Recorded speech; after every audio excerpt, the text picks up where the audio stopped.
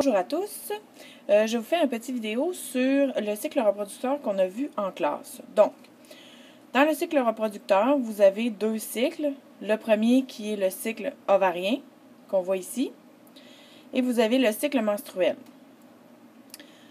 Dans le cycle menstruel, vous avez 4 phases, qui est la phase menstruelle, la phase proliférative ici, la phase sécrétoire et la phase ischémique. On se rappelle que la phase ischémique est là seulement lorsque l'ovulation n'a pas été fécondée. Dans la phase ovarienne, vous avez deux phases aussi, qui est la phase folliculaire et la phase du lutéal. La phase folliculaire se passe avant l'ovulation et lutéale après l'ovulation. Ce que vous voyez qu'ici en haut, on a l'ovulation qui sort et qui est prête et mature à être fécondée.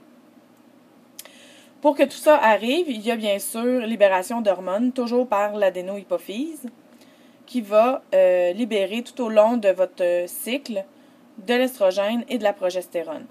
Ces deux hormones-là sont faits pour préparer le corps à l'arrivée d'un bébé. Donc, augmentation de l'endomètre, accumulation de sang ici, comme on voit, comme on voit ici, il y a plus de sang et l'endomètre s'épaissit, pour justement permettre à un ovule de s'y accrocher et de survivre avec le sang. Donc là, on a vu en classe qu'est-ce que chacune faisait.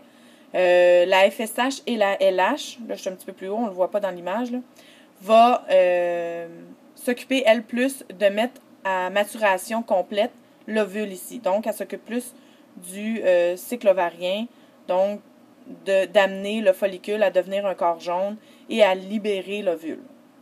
Si, une fois que l'ovule est libéré, si elle n'est pas fécondée, ben, elle va devenir un corps jaune qui va se désagréger et qui va être libéré avec l'avenue des menstruations. J'espère que c'est clair. Bonne fin de journée!